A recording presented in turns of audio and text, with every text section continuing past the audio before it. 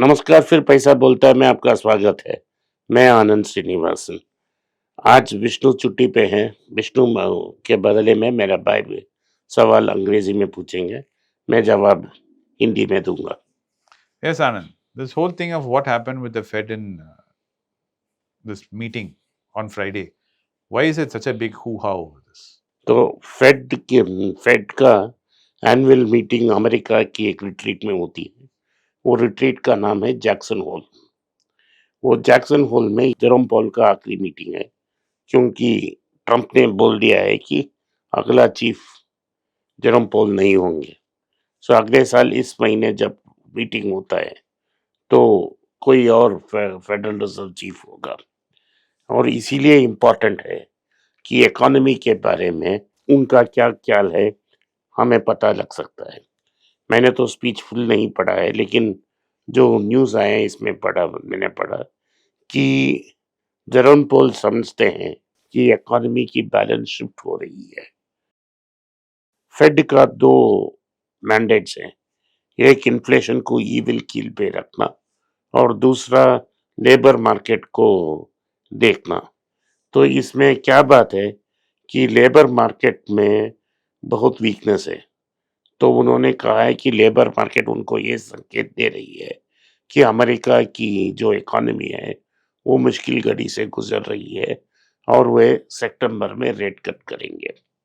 Scott Bessent जो treasury secretary हैं, उनका मांग है कि 0.5 की रेट कट करें। तो लगता है 0.25 का रेट कट होगा। जो ट्रम्प की टैरिफ है जुलाई अगस्त से शुरू हुई है, अगली 2 महीने में वो इन्फ्लेशनरी प्रेशर आएगी, क्योंकि जो इंपोर्ट्स मार्च के पहले किए थे और जो नॉन टैरिफ प्रोडक्ट्स हैं वो खत्म हो जाएंगे, सिस्टम से फ्लो होकर बाहर चले होंगे। तो पैसा और लगन कंपनीज और इंपोर्टर्स जो हैं वो टैरिफ को बढ़ाएंगे। जब टैरिफ बढ़ती है तो इन्फ्लेशन बढ़ेगा, और जब इन्फ्लेशन बढ़ेगा वैल्यू ऑफ डॉलर प्लमेट होगा और फिर से इंटरेस्ट रेट को बढ़ाना पड़ेगा। लेकिन वो 1 साल 2 साल पीछे है। और ट्रंप ने, क्योंकि ये लेबर स्टैटिस्टिक्स का चीफ ने एक बैड रिपोर्ट दे दिया, उसको नौकरी से बर्खास्त कर दी। तो जो क्वालिटी ऑफ डेटा अमेरिका से आ रहा है वो भी सस्पेक्ट हो जाएगा मेरे अनुमान से। तो लगता है अमेरिका में हाई अनएम्प्लॉयमेंट, हाई इन्फ्लेशन और लो या नेगेटिव ग्रोथ आने वाली है। अगर वो अपने रेट को कट किया, इन्फ्लेशन और बढ़ेगा, लेकिन क्या होगा हमें पता नहीं। दूसरा कौन नया चीफ बनेगा हमें पता नहीं। स्कॉट बेसेंट ने बोला है कि मुझे नहीं चाहिए वो नौकरी, क्योंकि ट्रंप हर दिन उसे इन्फ्लुएंस करने की कोशिश करेगा। तो इस सबको नजर में रखते हुए एक कंफ्यूजिंग स्टेट पे जा रही है, क्योंकि रेट कट आ रही है, मार्केट ने ऊपर चला गया, लेकिन ये highly elevated narrow top market है जो आर्टिफिशियल इंटेलिजेंस पे चल रही है। जैसे मैंने एक मैसाचुसेट्स पेपर का जिक्र किया था, इधर अंग्रेजी में किया था, बी रिच में वो वीडियो है। वो वीडियो का लिंक डालने के लिए मैं बोलता हूँ। ये जाहिर है कि 95% ऑफ दी कैपिटल इन्वेस्टर वो बेकार जाएगा। तो इसका मतलब है कि वो आर्टिफिशियल इंटेलिजेंस का इन्वेस्टमेंट भी टलेगा और मार्केट नीचे आएगा, और जो इकोनॉमिक ग्रोथ है वो नीचे आएगी। लेबर शॉर्टेज होगा, लेबर की प्राइसेस डिमांड ऊपर होगी। ये सब इन्फ्लेशनरी है, लेकिन ये बाद में कैसा जेरोम पॉल के बाद क्या होगा बाद में। लेकिन अगर उन्होंने रेट कट करना शुरू की और 2-3 बार रेट कट कर ली तो गोल्ड 24 मंथ्स में गोल्ड 4,000 पार कर लेगी। Dollar $4,000 announce.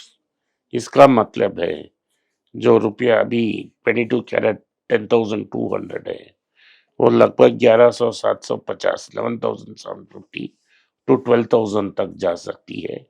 और 22 कैरेट गोल्ड 11,250 से 11,500 तक जा सकती है 24 मंथ्स में। इसे ज़्यादा भी जा सकती है, लेकिन कम नहीं जा सकती। और मैं सोच रहा था कि गोल्ड का ये प्लैंक था जिसके नीचे वो नहीं जाएगा, वो 8,500 रुपया का ग्राम मैंने सोचा, लगता है वो गोल्ड 9,500 में स्टेबलाइज हो जाएगा। ये मेरा अभी का अनुमान है। स्टॉक्स में क्या होगा, अब थोड़ी दिन के लिए ऊपर जाएगा क्योंकि खुशी में होंगे कि मार्केट में रेट कट्स हो रही है, डॉलर वीकन होगा, शायद हमें मंडे पता लगेगा। शायद ये हो सकता है एफआईआईज भारत में रिटर्न करेंगे 2-3 दिन के लिए, तो मार्केट में उछाल आ सकती है शायद। लेकिन अगर डोमेस्टिक कंसर्न्स बहुत स्ट्रेंथन हो जाते हैं, मार्केट गिर जाएगी। तो हमें पता नहीं भारत के बारे में, लेकिन शॉर्ट टर्म में मार्केट ऊपर जाएगा। Okay. So, taken all what you said into consideration, what is going to happen in the US with the rate cut being even small and the implications of it, what is the forecast for the Indian IT sector, which is already in a lot of pain and we're seeing a lot of correction? So, as an investor, should we look at TCS and Infosys now, or should we wait and watch for a few more months to see maybe we'll get a better price? मेरा ख्याल है कि America में economy weaken होगी तो contracts कम आएंगे। आज या कल मुझे पता नहीं, आज से 3-4 महीने लेटर के बाद ये रेट नीचे आएगी। और अगर टीसीएस 2,900 के नीचे आती है, इन्फोसिस 1,400 के नीचे आती है, तो हम इसको कंसिडर कर सकते हैं।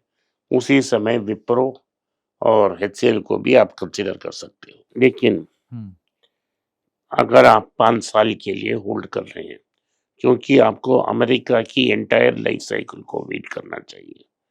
कि आप ये नहीं सकते कि मैंने रिसेशन के बिगिनिंग में खरीदा, रेट और नीचे गया क्योंकि रिसेशन और स्ट्रांग हो रहा है, तो आपको वेट करना है कि ये साइकिल को खत्म कर दूसरी प्रेसिडेंशियल इलेक्शन के बाद कौन अगला इलेक्शन जीतता है।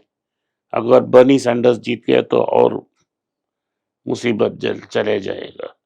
वो न्यूयॉर्क का गवर्नर, वो लड़का भारतीय उगांडन इंडियन जो खड़ा है, वो अमेरिका को और खराब कर सकता है। तो हमें पता नहीं क्या होगा अमेरिका में, लेकिन रेट गिर गई तो हम एंटर कर सकते हैं। Okay. Now, taking what Fed is doing, what would be our move by our central bank? Because we can't afford to do a rate cut.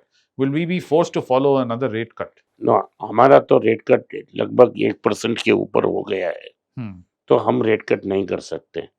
अगर हम रेट कट करेंगे तो डॉलर्स भारत से और बाहर जाएगा। ऑलरेडी कोर इन्फ्लेशन 4% के ऊपर है, तो हम रेट कट नहीं कर सकते। हमारा तो वेट एंड वॉच होगा मार्च तक। मार्च के बाद देखा जाएगा। Sure. But then, what do you think will happen to our banking sector in the short term? Banks like Tamil Nadu Mercantile Bank, are they in consideration? No, जो भी मेरे पटाखे लिस्ट में है, ये सब कंसिडरेशन में है। तो Karnataka bank, south Indian bank consider कर सकते हैं। तमिलनाडु मर्केंटाइल के बैंक के बारे में आपने पूछा, तो आप इसके लिए 5 या 6 साल वेट करना पड़ेगा, क्योंकि तमिलनाडु मर्केंटाइल बैंक में प्रॉब्लम नहीं है, ओनरशिप स्ट्रगल हो रहा है। सो 2 ग्रुप के बीच केस चल रही है, वो केस सुप्रीम कोर्ट में है। जब तक सुप्रीम कोर्ट उसको रिजॉल्व नहीं करता, ये प्रॉब्लम सॉल्व नहीं होगा। तो तमिलनाडु मर्केंटाइल बैंक अब 5-6 साल के लिए वेट करें। लेकिन Karnataka bank, south Indian bank आप कंसिडर कर सकते हो। आज के लिए इतना ही। आपने इस पॉडकास्ट को सुना, इसके लिए मैं आपका आभारी हूँ। हो सके तो इस वीडियो को लाइक कीजिए, चैनल को सब्सक्राइब कीजिए और बेल नोटिफिकेशन दबाएं। इस वीडियो को अपने दोस्त और रिश्तेदार के पास भेजें और उनको देखने की आग्रह करें। नमस्कार, धन्यवाद, जय हिंद। नीचे एक ईमेल स्क्रॉल हो रहा है, इसका ईमेल एड्रेस है paisa.bolta hai.np@gmail.com। अगर आप मुझसे संपर्क करना चाहते हैं तो इस ईमेल में मेल भेजें, मेरी टीम आपसे बात करेगी। फिर से बता रहा हूँ मैं, paisa.bolta hai.np@gmail.com। इसमें आप मेल भेज सकते हो, मेरा टीम आपसे संपर्क करेगा।